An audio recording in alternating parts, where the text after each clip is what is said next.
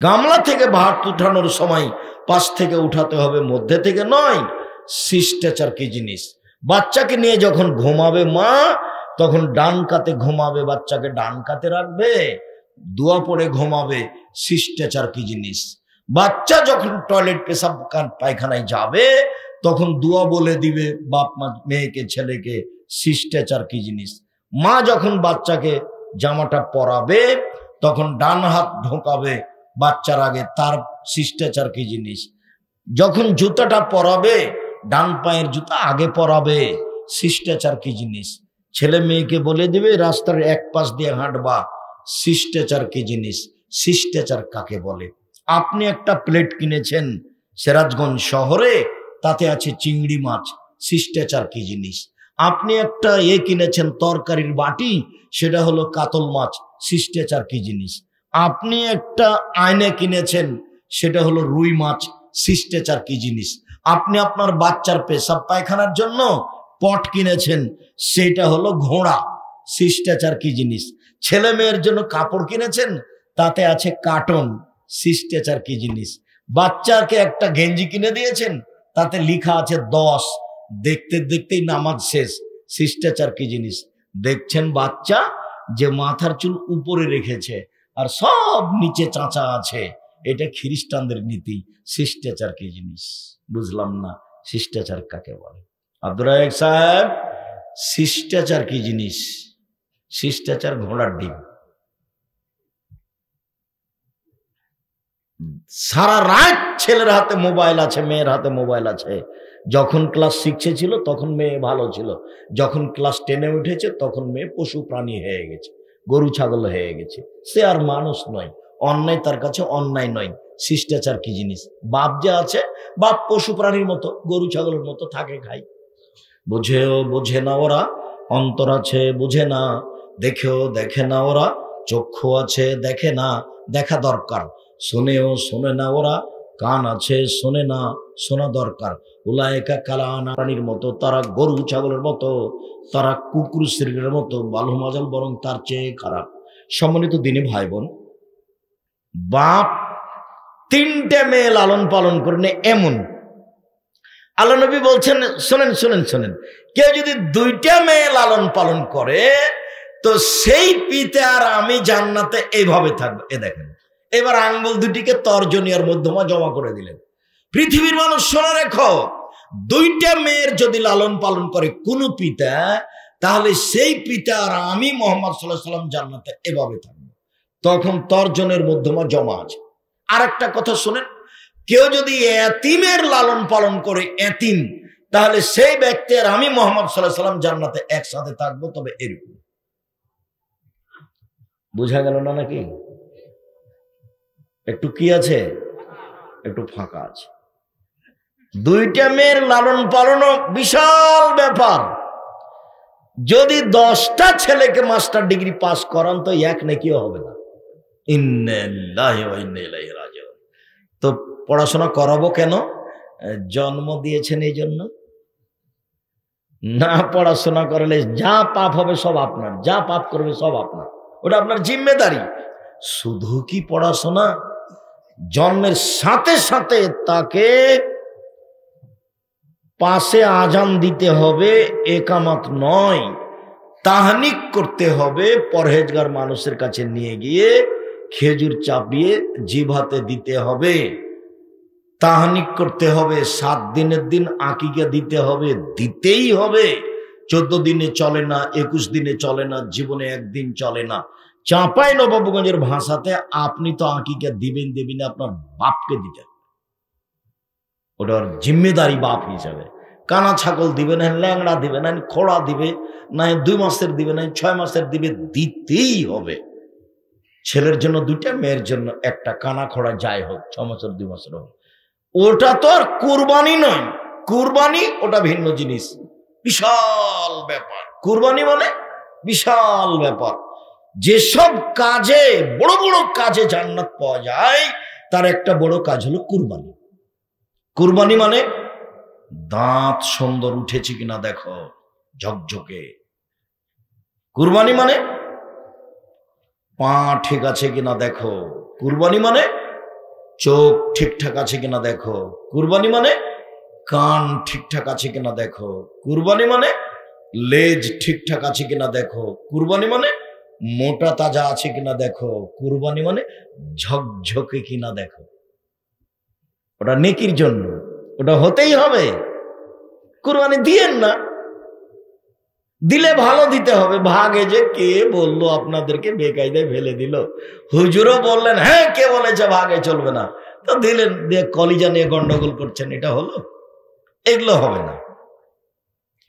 আপনাকে যেটা বলছি, টাকা আছে রাজস্থান থেকে উঁট নিয়ে এসে দেন, টাকা কম আছে গরু দেন, টাকা কম আছে খাসি দেন, টাকা কম আছে ছাগি দেন, টাকা কম আছে ভেড়া ভেড়ি দেন, তো হলো। এটা কুরবানি, ওটা আকিকা। একবারে ছেলে মেয়েকে লালন পালন করতে হবে শক্তভাবে, পোশাক পাতি থেকে, শিক্ষা দেওয়া থেকে, সব থেকে। তাহলে এমন সুন্দর একটা নাম রাখতে হবে, ফাহসানা ইসমাহ, অনেক দায়িত্ব বাপের। তখন ওই মেয়েরা, ওই দুই মেয়ে বাপকে জান্নাতে নিয়ে যাবে, জাহান্নাম থেকে অন্তরাল হয়ে যাবে। আর ছেলেদেরকে এইভাবে লালন পালন করতে হবে। সম্মানিত দিনী ভাই বোন, এবার পিতার কথাটা শেষ করলাম, মায়ের কথাটা বলে আমরা ফিরে যাই। জাবের রাদিয়াল্লাহু তাআলা আনহু বলেন যে আমি রাসূলের সাথে হয়ে যুদ্ধে ছিলাম, যুদ্ধ শেষ করে আমরা চলে আসলাম, এখন মদিনায় ঢুকবো। তাআলা রাসূল বলছেন, এই শোনো, সবাই তোমরা এখানে থাকো, রাতে এখানে থাকবো, সকালে মদিনায় যাব। তো আমি জাবের বললাম, আল্লাহর নবী, আমি তো নতুন বিবাহ করেছি, আমাকে একটু বাড়ি যেতে অনুমতি দেন। তো আল্লাহ রাসূল বলছিল, ও তুমি নতুন বিবাহ করেছ, তো কুমারী মেয়ে বিবাহ করেছো না তালাক প্রাপ্তা মেয়ে বিবাহ করেছো? আল্লাহ নবী, আমি তালাক প্রাপ্তা মেয়ে বিবাহ করেছি, ওর বিবাহ হয়েছিল, ওর স্বামী তাকে তালাক দিয়ে দিয়েছে, আমি তাকে বিবাহ করেছি। তো আল্লাহ রাসূল বলছেন যে কুমারী মেয়ে কেন বিবাহ করলে না? তুমি তার সাথে খেলতে, তোমার সাথে খেলতো। কুমারী মেয়ে তুমি কেন বিবাহ করলে না? তুমি তার সাথে খেলতো, তোমার সাথে খেলতো। এই পর্যন্ত তো আল্লাহর নবী বললেন। এখন জাবের রাদিয়াল্লাহু বলছেন, আল্লাহ নবী শোনেন, আমার আব্বা উহুদের যুদ্ধে শহীদ হয়েছেন 9 জন মেয়ে রেখে, আমার 9 জন বোন আছে।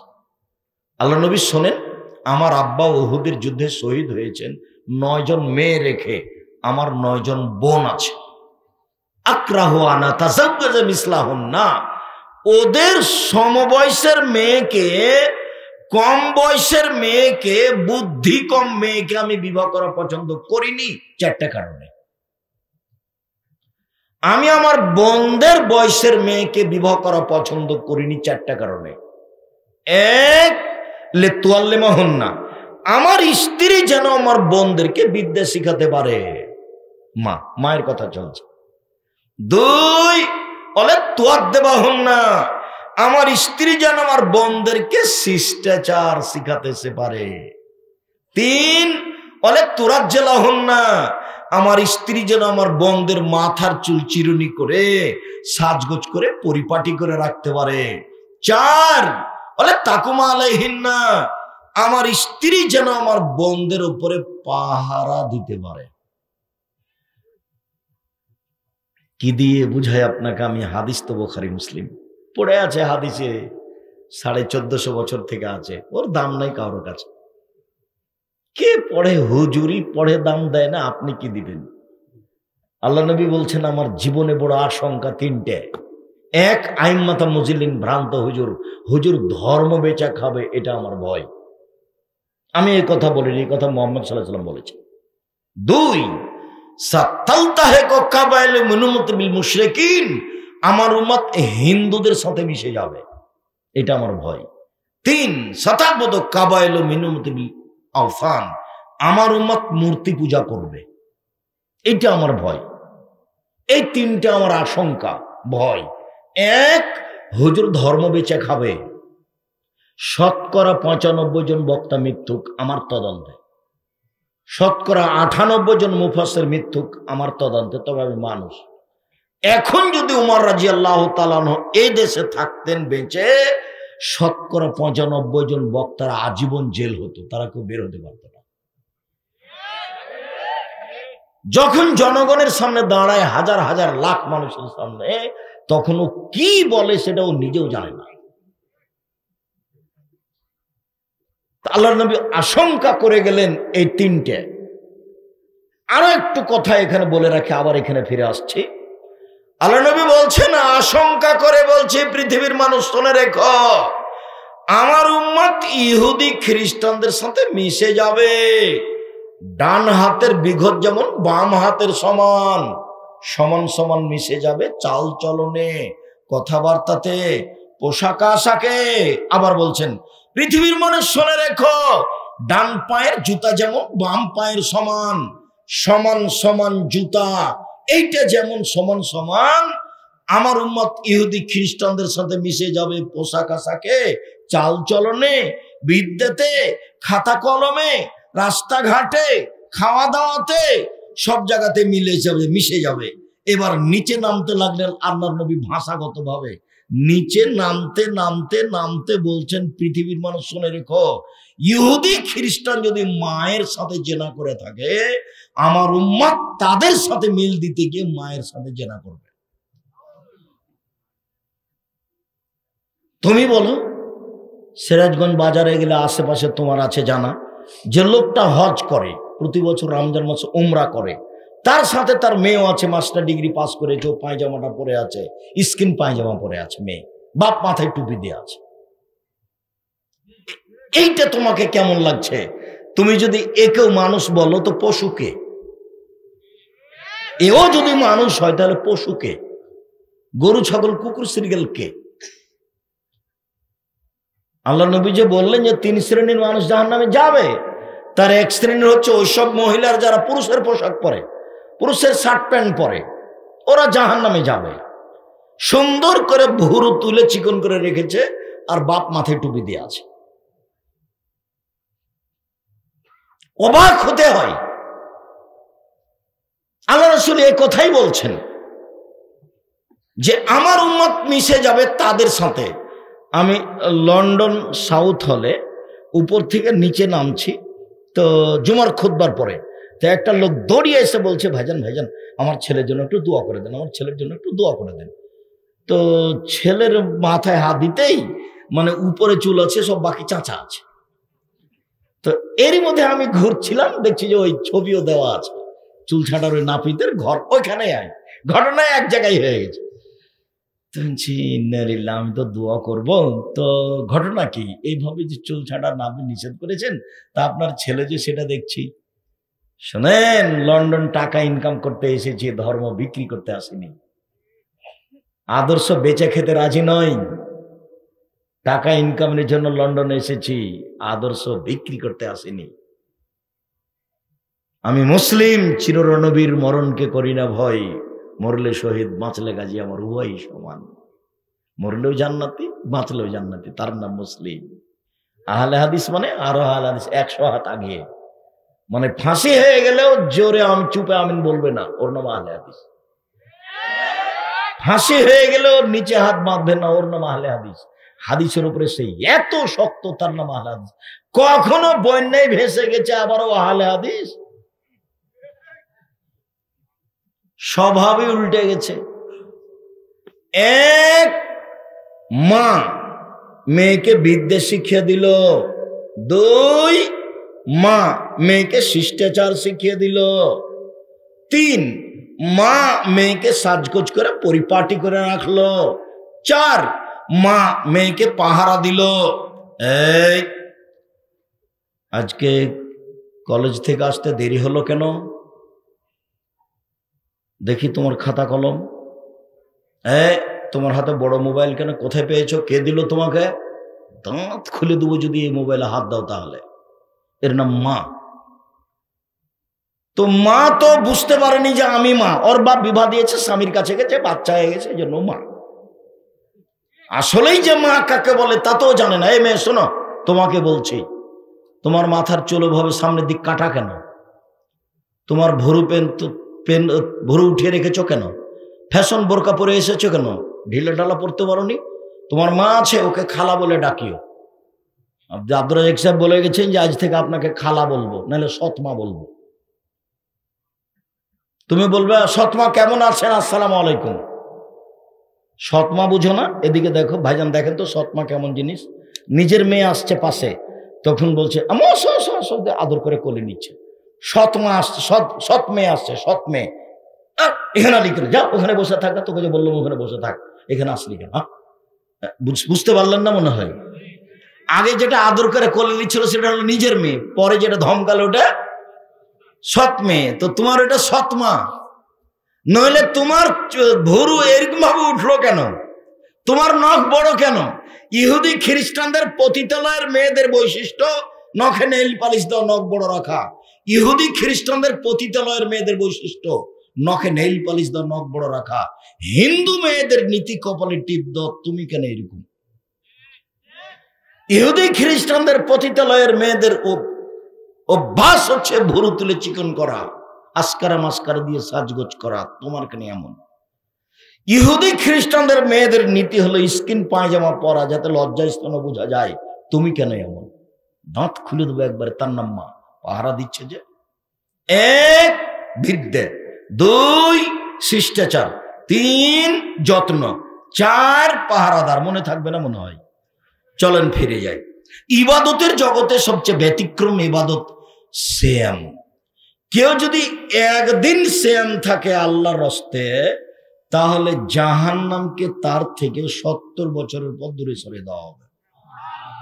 আবার কেউ যদি একদিন আল্লাহকে সন্তুষ্ট করার জন্য সিয়াম থাকে, তাহলে জাহান্নাম তার থেকে 100 বছরের পর দূরে সরে যাবে।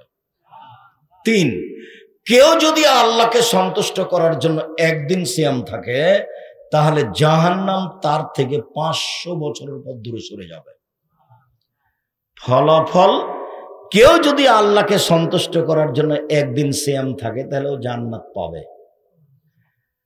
তো জাহান্নাম 70 বছরের পর দূরে সরে গেল, নেকি হলো না জান্নাত হলো? জান্নাত হলো। 100 বছরের পর দূরে সরে গেল, 500 বছরের পর দূরে চলে গেল। তো সিয়াম পালন করে নেকি হচ্ছে না জাহান্নাম সরে যাচ্ছে? জাহান্নাম সরে যাচ্ছে। এখানে 2, 4, 5 নেকি নেই। ফেরেশতাকে বলবেন না 10 নেকি লিখো, ওটা বাড়াও বাড়াও বাড়াও, 700 1000 করো, একবার বিশাল পালা করে দাও। এটা আল্লাহ বলবেন না ফেরেশতাকে। এর নাম সিয়াম। চলেন দেখি অবাক ইবাদত পৃথিবীতে সিয়াম। আবু হুরায়রা রাদিয়াল্লাহু তাআলা আনহু বলেন, আল্লাহ রাসূল বলেছেন, সিয়ামুজ জান্নাহ ওয়া হিসরুন হাসরুন মিনান নার। সিয়াম হচ্ছে জাহান্নাম থেকে বাঁচার ঢাল। সিয়াম হচ্ছে জাহান্নাম থেকে বাঁচার দুর্গ দুর্গ দুর্গ। তো সিয়াম পালন করে নেকি হচ্ছে না জাহান্নাম থেকে বাঁচার ঢাল হচ্ছে? জাহান্নাম থেকে বাঁচা। নেকির আলোচনা হবে, একটাও দেখতে পাবেন না। দেখেন আমি কয়েকটা হাদিস পেশ করি, কোন জায়গাতে আপনি নেকির কথা দেখতে পাবেন না। উমামা বাহেলি রাদিয়াল্লাহু তাআলা আনহু বলেন, আমি একদা আল্লাহর নবীকে বললাম, মুরনি বিআমালিন, আল্লাহর নবী আমাকে একটা আমলের কথা বলেন তো আল্লাহর নবী, যাতে আমি জান্নাতে চলে যাব। তখন আল্লাহ রাসূল বলছেন, উমামা আলাইকা বিসসাম ফাইন্নাহু লা ইদরা লাহু। উমামা তুমি সিয়াম পালন করো। ইবাদতের জগতে সিয়ামের সমপর্যায়ের কোন ইবাদত নেই। 1, 2 আল্লাহর নবী, এই বাচ্চা, পাশ থেকে যেন কোনো ছেলে বা কোনো মানুষ না উঠে। ছেলেরা তো বুঝতে পারবে না, এমনি ধাঁধায় বসেছিল, চিল্লা চিল্লি হচ্ছিল, কণ্ঠস্বরে বক্তব্য হচ্ছিল, তো এমনি চেয়েছিল।